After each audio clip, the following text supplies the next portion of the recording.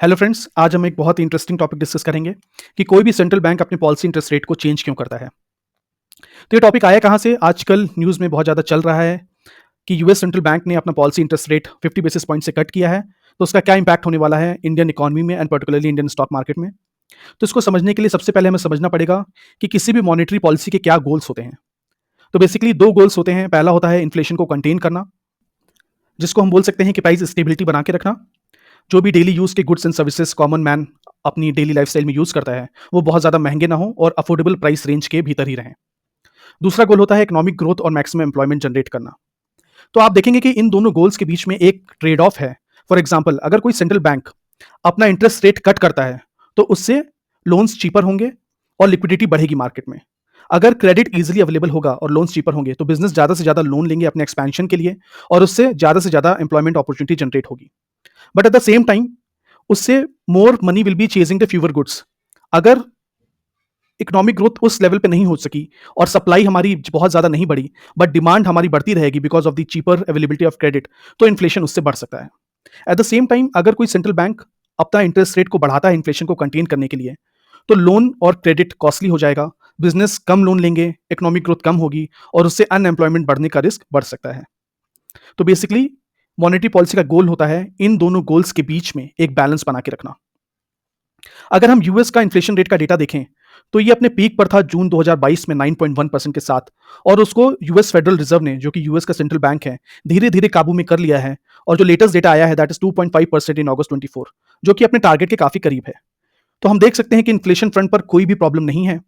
वहीं अगर हम यूएस का अनएम्प्लॉयमेंट का डेटा देखें, तो वो लगभग पिछले 2-3 सालों में अगस्त और जुलाई में काफी ज्यादा था। जुलाई में इट वॉज 4.3% और अगस्त में 4.2%। तो बेसिकली हम समझ सकते हैं कि यूएस फेडरल रिजर्व की जो भी उनका फोकस है, वो रहेगा कि उनको अनएम्प्लॉयमेंट को कंटेन करना है, इकोनॉमिक ग्रोथ को बढ़ाना है, जिससे कि एम्प्लॉयमेंट बढ़ सके। यही चीज हम देख सकते हैं फेड चीफ जेरोम पावल की कमेंट्री में। उन्होंने कहा है कि हमारी यूएस इकोनॉमी अच्छा खासा कर रही है। उनका भी जो टारगेट है वो टारगेट है कि इन्फ्लेशन को इसी रेंज में रखते हुए एम्प्लॉयमेंट अपॉर्चुनिटीज उनको बढ़ानी है। अब हम समझते हैं कि इसका क्या सिग्निफिकेंस हो सकता है इंडियन इकोनॉमी में।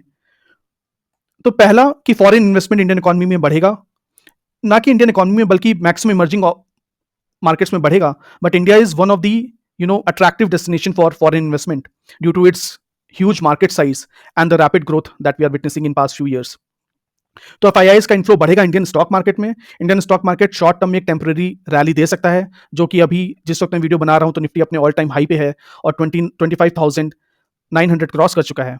बट लॉन्ग टर्म में जो ग्लोबल क्यूज होते हैं, यूएस इकोनॉमी कैसे ग्रो कर रही है, ऑयल प्राइसेस का मूवमेंट क्या है, हमारी इंटरनल जीडीपी ग्रोथ का डेटा कैसा आ रहा है, और इंडिविजुअल स्टॉक्स की क्या परफॉर्मेंस है, उनके क्वार्टरली रिजल्ट्स, उनके half yearly results and annual results कैसे आ रहे हैं, यही की ड्राइवर्स रहेंगे for the long term. Sectoral benefits मिल सकता है आईटी सेक्टर को, क्योंकि अगर यूएस में लोन चीप होगा तो यूएस आईटी कंपनीज अपना आईटी बजट बढ़ाएंगी, जिससे कि हमारी आईटी कंपनीज का रेवेन्यू बढ़ सकता है। थर्ड जो मेजर पॉइंट है कि रुपी अप्रिशिएट होगा, जिससे कि हमारे इंपोर्ट्स चीपर होंगे। सबसे जो ज़्यादा हमारा जो इंपोर्ट में जिसका बिल होता है वो होता है क्रूड ऑयल। क्रूड ऑयल अगर सस्ता होगा तो जो भी इंडस्ट्रीज क्रूड ऑयल को एज रॉ मटेरियल यूज़ कर रही हैं, फॉर एग्जांपल पेंट इंडस्ट्रीज, तो उनको बहुत बेनिफिट होगा। और मे भी हम देख सकते हैं कि जो पेंट सेक्टर के स्टॉक्स हैं उनमें एक अच्छा खासा इंक्रीज दिखे हमें in the near term. But at the same time हमारे एक्सपोर्ट्स कॉस्टली होंगे, तो हमारे जो मेजर एक्सपोर्टिंग सेक्टर हैं आईटी एंड फार्मा, उनको थोड़ी दिक्कत आ सकती है। तो पॉइंट 2 और 3 में आप देखेंगे कि आईटी सेक्टर के लिए बेसिकली एक टसल है। यूएस आईटी कंपनीज का बजट बढ़ेगा तो वो उनके लिए अच्छा है, बट हमारे एक्सपोर्ट्स कॉस्टली होंगे, वो उनके लिए अच्छा नहीं है। तो in my opinion in the short term जो आईटी स्टॉक्स हैं उनमें हम थोड़ा फॉल देख सकते हैं, बट लॉन्ग टर्म में ये इंटरेस्ट रेट कट वाला फैक्टर उनको पॉजिटिवली इंपैक्ट करेगा and may be 5 months 6 months down the line इनके प्राइस हमें इंक्रीज होते हुए दिखेंगे। क्योंकि फेड चीफ जेरोम पावल ने बोला है कि आगे आने वाले टाइम में भी, इस साल के अंत तक भी 50 बेसिस पॉइंट का कट और आ सकता है और नेक्स्ट ईयर में भी 50 बेसिस पॉइंट का कट होगा। तो उससे मुझे लगता है कि लॉन्ग टर्म में आईटी स्टॉक्स को बेनिफिट होगा। आशा करता हूं कि वीडियो आप लोग के लिए हेल्पफुल होगा। अगर आपको कंटेंट पसंद आया हो तो प्लीज लाइक करें, शेयर करें और सब्सक्राइब करें चैनल को। Thank you so much for watching. Bye.